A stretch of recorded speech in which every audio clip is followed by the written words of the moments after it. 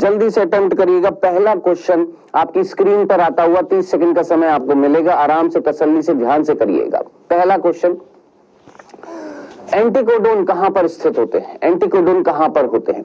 DNA पर, tRNA पर, rRNA पर या एमआरएनए पर? एंटीकोडोन कहां पर होते हैं? एंटीकोडोन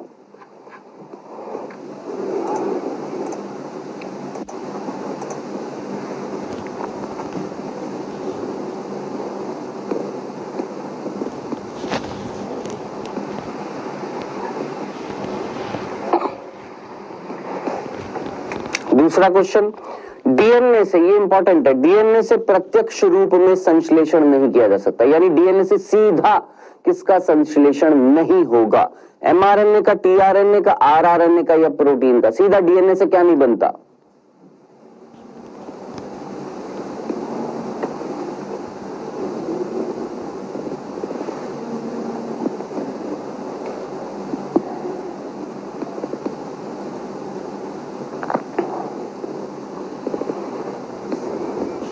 चलिए, टाइम हुआ समाप्त, आइए डिस्कस करते बेटा। पहला क्वेश्चन था बेटा जी हमारा, एंटीकोडोन कहां पर होते हैं? याद करिए, कोडोन किस पर थे? आप बोलेंगे सर एमआरएनए पर थे। उन कोडोन को पहचानने का काम कौन कर रहे थे? एंटीकोडोन कर रहे थे। जो कहां पर थे? एंटीकोडोन कहां पर थे?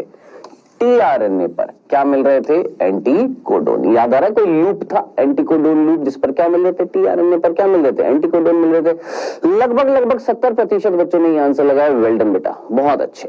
चल, दूसरा, डीएनए से, ये इंपॉर्टेंट क्वेश्चन था, जिनको समझ में आ जाएगा बहुत अच्छी बात है, जिनको समझ में नहीं आया, बहुत सिंपल सा क्वेश्चन था, ये बस शब्दों का खेल था। क्या डीएनए से प्रत्यक्ष रूप में संश्लेषण नहीं किया जा सकता, यानी डीएनए से सीधा नहीं बनाया जा सकता? क्या आप बोलेंगे सर आरएनए तो बनता ही है, किससे? डीएनए से क्या बनता है? सीधा आरएनए। डीएनए से सीधा बनता है क्या प्रोटीन? नहीं, डीएनए से पहले बनता है आरएनए, फिर बनता है क्या? प्रोटीन। तो सीधी सी बात है, डीएनए से सीधा नहीं बन सकता। क्या नहीं बन सकता? प्रोटीन नहीं बन सकता, यानी करेक्ट आंसर क्या हो गया हमारा? फोर्थ हो गया। कितने प्रतिशत? ओए होए, वेरी गुड, लगभग 75% बच्चों ने ये आंसर दिया। Well done. चलिए बेटा जी, पहला क्वेश्चन आपकी स्क्रीन पर आता हुआ, फर्स्ट, ट्रांसक्रिप्शन अनुलेखन इकाई में इंट्रॉन्स को निकाल दिया था और एक्सॉन्स को जोड़ दिया था। याद करिए, याद आ रहा है? अनुलेखन में हमने नॉन कोडिंग भाग को हटा दिया था और कोडिंग भाग को जोड़ दिया था।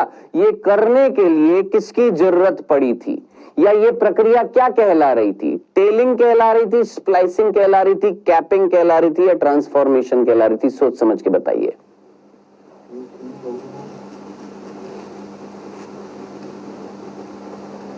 दूसरा क्वेश्चन, लैकोपेरॉन में लैक्टोज का कार्य क्या है? क्या वो एक प्रेरक है?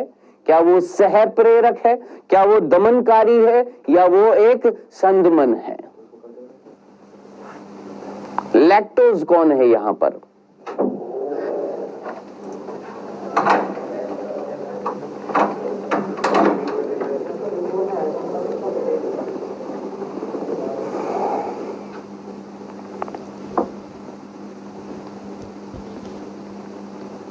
चलिए, टाइम हुआ समाप्त, आइएगा बेटा डिस्कस करते हैं। पहला क्वेश्चन था हमारा कि भैया ट्रांसक्रिप्शन किया था हम लोगों ने, अनुलेखन किया था, जिसमें हमने आरएनए बनाया था। याद आ रहा है? एचएनआरएनए बना था।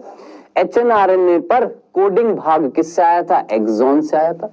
और नॉन कोडिंग भाग किससे आया था? इंट्रॉन से आया था। हमें क्या करना था? नॉन कोडिंग को हटाना था और कोडिंग को जोड़ना था। यही था ना? ये करने की प्रक्रिया क्या कहला रही थी? जरा सोचिए। स्प्लाइसिंग बोला था या नहीं बोला था? क्या इंट्रॉन से जो भाग बनेंगे उनको हटा देना और एक्सॉन से जो भाग बनेंगे उनको निश्चित क्रम में जोड़ देना, क्या कहला रहा था? स्प्लाइसिंग। तो करेक्ट आंसर क्या हो जाएगा भैया? स्प्लाइसिंग। ये नीट में क्वेश्चन पूछा गया, याद रखिएगा। आई होप समझ में आ गया होगा जिन्होंने अनुलेखन पढ़ा है। ठीक है, नेक्स्ट, लैकोपेरॉन में लैक्टोज क्या कार्य करता है? ये तो मैंने अभी आपको बता दिया। किसकी तरह कार्य करता है? एक उत्प्रेरक या प्रेरक। सह प्रेरक नहीं, सह प्रेरक अलग होता है, वो अलग चीज है। मैंने सह प्रेरक वर्ड यूज में लिया नहीं, मैंने क्या वर्ड यूज में लिया था? आप बोलेंगे सर आपने तो उत्प्रेरक लिया था, लेकिन मैंने साथ में ये भी बोला था, क्या? उत्प्रेरक या प्रेरक बोला था। ठीक है, तो याद रखना, लैकोपेरॉन में लैक्टोज जो होता है वो एक प्रेरक या उत्प्रेरक की तरह कार्य करता है, यानी करेक्ट आंसर क्या हो जाएगा? ये जो चालू कराएगा किसको? जीन्स को।